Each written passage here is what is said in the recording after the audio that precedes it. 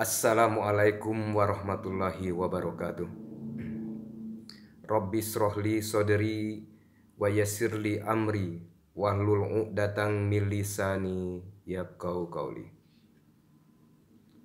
Adik-adik mahasiswa yang saya cintai, merujuk pada surat edaran Rektor Universitas Muhammadiyah Bengkulu, maka pada perkuliahan minggu ini sampai akhir Maret kita meniadakan perkuliahan tatap muka. Namun demikian, proses kegiatan belajar mengajar tetap berlangsung seperti biasa, hanya metodenya kita ubah menjadi perkuliahan secara online. Oleh karena itu, mata kuliah pengantar sosiologi minggu ini kita ubah metodenya menjadi perkuliahan secara online. Oleh karena itu saya mengharapkan adik-adik mahasiswa bisa menyimak, memperhatikan, dan mencatat materi perkuliahan yang saya sampaikan melalui channel YouTube ini, sehingga untuk menjadi bahan materi ketika nanti ujian tengah semester dan ujian semester. Pada pertemuan yang lalu kita sudah membahas tentang definisi sosiologi. Kita sudah membahas tujuan khusus dan tujuan umum mengapa mata kuliah pengantar sosiologi ini diberikan kepada mahasiswa. Sangat banyak definisi tentang sosiologi. Tetapi secara garis besar, secara umum dapat kita tarik kesimpulan bahwa sosiologi itu adalah ilmu pengetahuan yang mempelajari hubungan timbal balik atau mempelajari pergaulan antara perorangan yang satu dengan perorangan yang lain, antara individu yang satu dengan individu yang lain, atau dengan manusia yang satu dengan manusia yang lain, serta mempelajari juga hubungan timbal balik antara perorangan yang satu dengan kelompok perorangan yang lain, manusia yang satu dengan kelompok manusia yang lain, individu yang satu dengan kelompok individu yang lain. Dan sosiologi juga mempelajari kelompok manusia yang satu dengan kelompok manusia yang lain, hubungan timbal balik antara kelompok perorangan yang satu dengan kelompok perorangan yang lain. Nah, oleh karena itu, kalau kita memperhatikan dari definisi sosiologi tersebut, ada dua hal yang menjadi poin penting yang harus kita pelajari secara lebih detail dan lebih mendalam di dalam proses perkuliahan ini. Yang pertama, kita harus memahami terlebih dahulu tentang apa itu manusia. Apa hakikat manusia? Nah, manusia penting untuk memahami dirinya sendiri sebelum dia memahami orang lain. Tidak akan mungkin seorang manusia bisa memahami orang lain tanpa dia memahami diri dia sendiri. Sehari-hari kita mengenal begitu banyak manusia. Dan manusia sebagai salah satu makhluk ciptaan Tuhan, berbeda dengan makhluk-makhluk ciptaan Tuhan yang lain. Salah satu kelebihan yang dimiliki oleh manusia adalah bahwa manusia dibekali oleh akal pikiran. Akal pikiran inilah yang membedakan manusia dengan makhluk-makhluk ciptaan Tuhan yang lain. seperti misalnya hewan atau tumbuh-tumbuhan. Ya, semua sama-sama ciptaan Tuhan. Tetapi kelebihan manusia adalah Tuhan memberikan akal pikiran kepada manusia untuk berpikir. Maka di dalam Al-Quran itu, ya, ketika wahyu pertama diturunkan itu adalah Iqra, bacalah. Ya. Sebetulnya perintah ini mengandung makna bahwa manusia ini dilahirkan untuk berpikir. Ya. Dengan apa? Dengan menggunakan akal pikiran yang sudah diberikan. Jadi ketika akal pikiran itu tidak digunakan, ya, hakikat dia sebagai manusia pada saat itu sebetulnya sudah berhenti. Ya.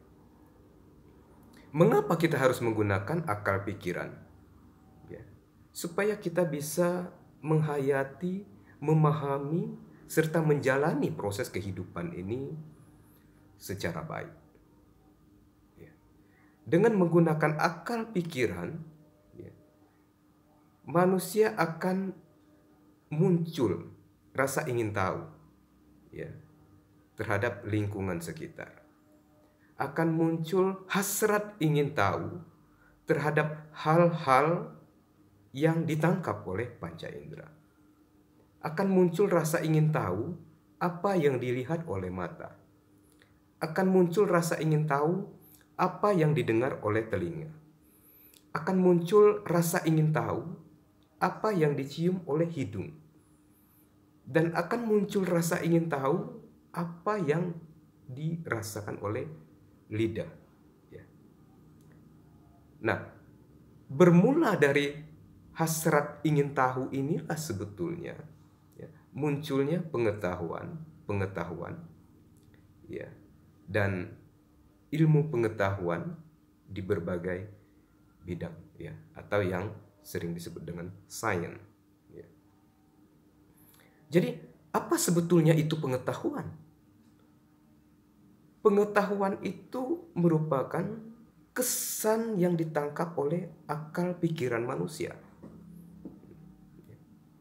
Jadi, sebuah kesan yang ditangkap oleh akal pikiran manusia, dia menjadi sebuah pengetahuan tentang sesuatu. Sebagai contoh misalnya, apa yang dilihat oleh mata menjadi pengetahuan, ya, menjadi kesan yang ditangkap oleh akal pikiran kita. Kalau mata kita melihat sebuah peristiwa kecelakaan, ya, akan muncul kesan yang ditangkap oleh akal pikiran kita. Bahwa apabila dua buah benda, ya, yang melaju dalam kecepatan masing-masing kemudian bertemu, akan mengakibatkan sebuah benturan, ya, yang akan berdampak kepada masing-masing pengendara. Atau misalnya mata kita melihat sebuah peristiwa, katakanlah gempa bumi, ya, kalau di Bengkulu sangat akrab dengan gempa bumi misalnya.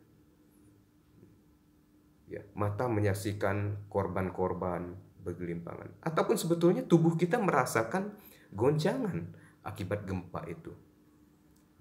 Nah, pengalaman dan kesan yang ditangkap oleh akal pikiran ini mendorong hasrat ingin tahu, hasrat untuk mempelajari lebih jauh, hasrat ingin mencari lebih dalam, ya, tentang apa-apa yang ditangkap oleh panca indera kita. Ya. Jadi sebetulnya bermula dari kesan yang ditangkap oleh akal pikiran kita itu, dari situ asal mula sebuah ilmu pengetahuan.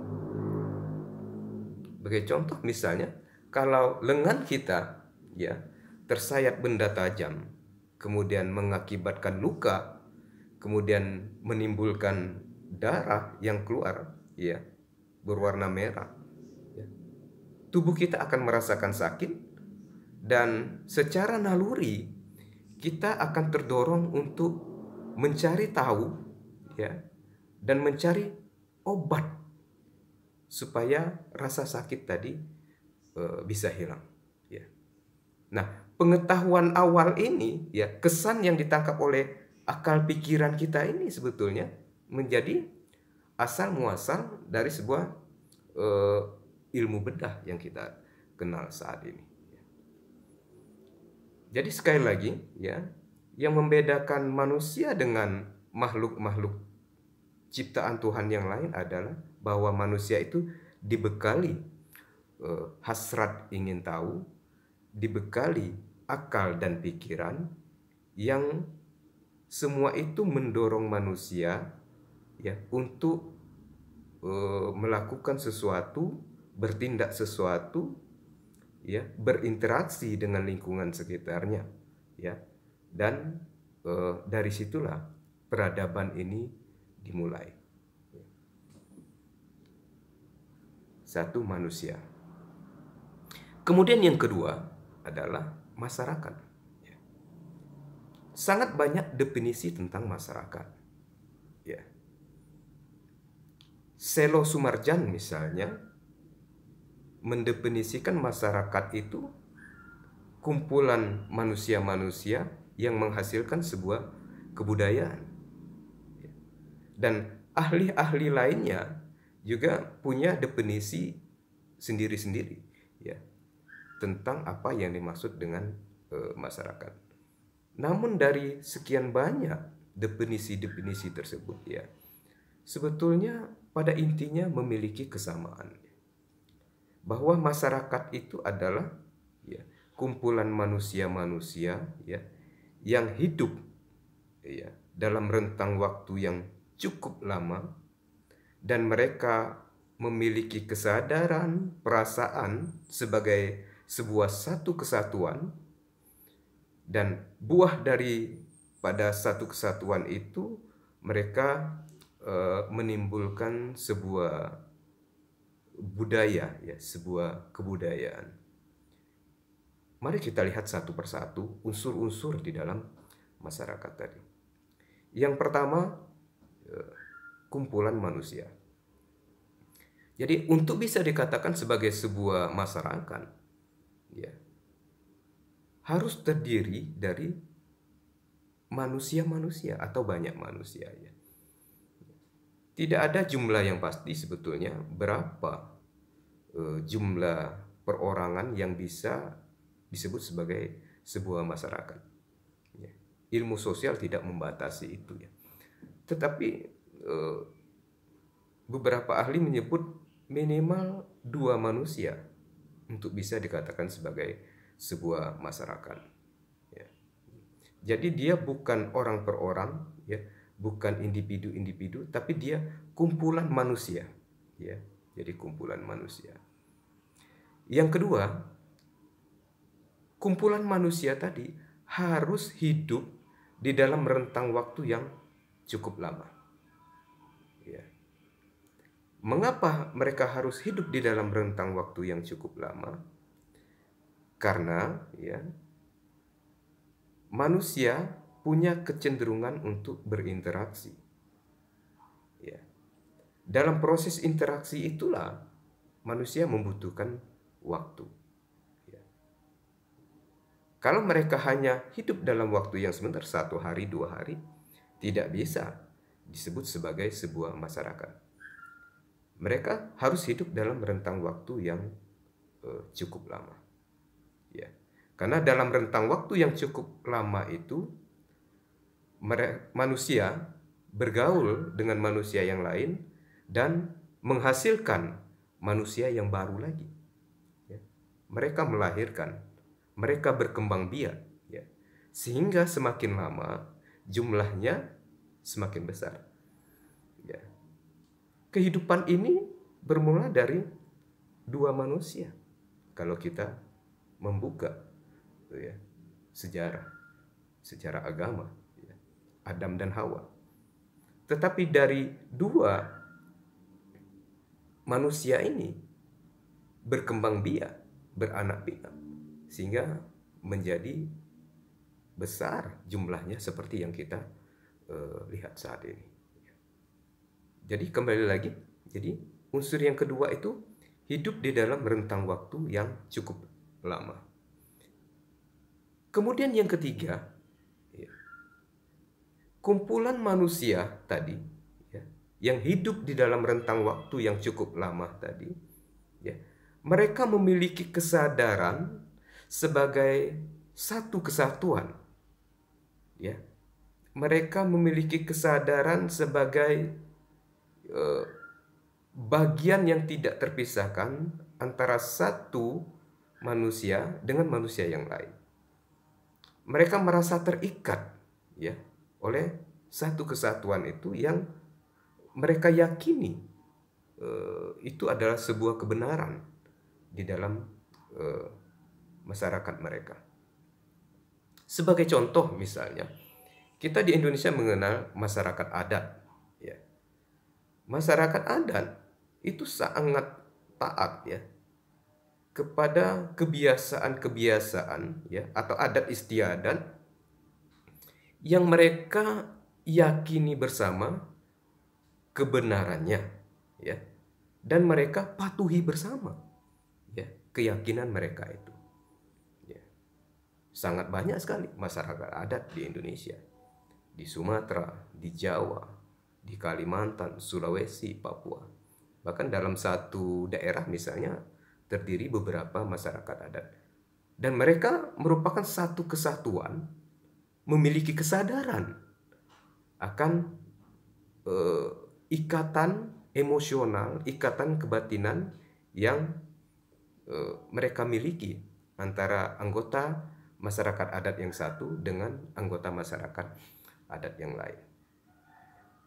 Kemudian unsur yang keempat adalah setelah mereka kumpulan manusia-manusia hidup di dalam rentang waktu yang cukup lama serta memiliki kesadaran sebagai satu kesatuan masyarakat,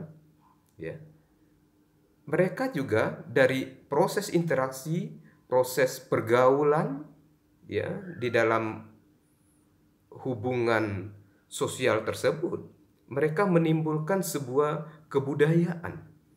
Mereka menghasilkan sebuah budaya yang merupakan hasil karya karsa manusia sebagai manusia yang memiliki akal dan pikiran yang kita bahas di awal tadi. Mereka menghasilkan sesuatu. Oleh karena itu, misalnya sebagai contoh yang saya sebutkan di dalam konteks masyarakat adat, mereka memiliki kebudayaan masing-masing. Mereka memiliki sebuah adat istiadat masing-masing, keyakinan masing-masing. Karena kebudayaan itu dihasilkan dalam proses interaksi pergaulan sosial dalam rentang waktu yang cukup lama tadi. Nah, ini juga dipengaruhi oleh sifat manusia sebagai zon politikon, makhluk politik, yang berarti bahwa manusia itu punya naluri untuk hidup bersama. Manusia tidak bisa hidup sendiri. Coba misalnya, siapa manusia yang bisa hidup sendiri? Walaupun dia dibekali semua kemewahan, satu saja, siapa yang sanggup? Dibekali rumah yang mewah, rumah megah, semua makanan enak tersedia, tapi dia hidup sendiri saja di dalam rumah itu. Ada nggak yang mau? Mobil mewah, uang berlimpah, harta berlimpah, tapi dia hanya sendirian saja di dalam rumah itu. Pertanyaannya, adakah yang sanggup? Tidak akan sanggup. Karena mengapa? Sudah menjadi sifat manusia, naluri manusia itu untuk hidup berkelompok. Sudah menjadi naluri manusia untuk hidup bergaul dengan manusia yang lain. Manusia tidak bisa hidup seorang diri. Jadi sampai di sini sebetulnya, kalau kita memahami hakikat manusia, tidak akan muncul kesombongan. Karena kita bisa hidup karena ada manusia yang lain. manusia tidak bisa hidup seorang diri. Sehebat apapun dia tetap butuh orang lain. Ya, seperkasa apapun seorang manusia, dia tetap butuh orang lain. Sekaya apapun dia, manusia tetap butuh orang lain. Ya, sekuasa apapun dia tetap butuh orang lain. Ya, wah, dia sangat kaya, dia bisa membeli apapun. Coba kita lihat, misalnya, oke, dia kaya raya, misalnya, tapi dia manusia, tetap butuh makan. Ya, dari mana dia sumber makanannya? Daging, beras, ya, itu dihasilkan oleh orang lain. Dia butuh orang lain. Ya, ketika dia sakit, misalnya, dia juga butuh orang lain. Kalau dia sendirian, sakitnya tidak akan terobati. Ya. Jadi dia juga butuh orang lain. Ya. Di rumahnya juga dia butuh cleaning service, butuh tukang sapu, misalnya, butuh tukang masak nasi. Itu membuktikan bahwa manusia tidak bisa hidup seorang diri. Ya. Manusia butuh orang lain, ya, sebagai penyempurna kehidupan ini. Nah, masing-masing manusia itu punya peran sendiri-sendiri. Kalau kita seorang Muslim, kita harus beriman kepada qada dan qadar, ketetapan Allah Subhanahu wa taala. Itu rukun iman yang keenam, ya. Tinggal lagi adalah apakah kita bisa menjalankan peran, ya, takdir kita, suratan kita di posisi kita masing-masing, ya. Bukan tinggi atau rendah, ya, posisi kita yang membuat kita menjadi mulia, tetapi sebetulnya apa yang kita perbuat pada posisi kita itu yang akan dicatat oleh sejarah. Oleh karena itu, dalam berbagai kesempatan di hadapan mahasiswa-mahasiswa mata kuliah yang kebetulan saya ajar, saya selalu menyerukan, mengajak kita untuk tidak henti-hentinya berbuat kebaikan. Kita berbuat baik saja dalam hidup ini, berbuat saja, dan kita positive thinking, berpikir positif, ya. Kalau kita berpikir positif, ya, dan kalau kita selalu berbuat baik, ya, hasil yang akan kita terima juga akan baik. Ya. Apa yang kita tanam, itulah yang akan kita tuai. Kalau kita menanam kebaikan, maka yang akan kita dapatkan adalah kebaikan. Sebaliknya, kalau yang kita tanam adalah keburukan, maka yang akan kita dapatkan juga keburukan. Jadi kembali kepada mata kuliah sosiologi kita. Jadi manusia sebagai zon politikon, ya, itu punya naluri untuk hidup bersama, ya, hidup berkelompok dengan manusia-manusia yang lain. Manusia tidak bisa hidup seorang diri, ya. Nah, oleh karena itu ini yang menjadi pondasi mata kuliah pengantar sosiologi ini, pemahaman kita tentang manusia dan masyarakat. Karena berawal dari naluri untuk hidup bersama tadi, di sanalah menjadi awal munculnya pergaulan, interaksi antara manusia yang satu dengan manusia yang lain, antara kelompok manusia yang satu dengan kelompok manusia yang lain, ya. Untuk bagaimana proses interaksi tersebut, ya, kita akan berjumpa kembali di dalam perkuliahan mata kuliah pengantar sosiologi pada pertemuan-pertemuan berikutnya, baik nanti apakah masih secara online atau dilanjutkan dengan perkuliahan tatap muka. Demikian perkuliahan kita pada minggu ini. Terima kasih atas segala perhatian. Mohon maaf atas segala kekurangan. Saya akhiri Billahi taufiq wal hidayah. Wassalamualaikum warahmatullahi wabarakatuh.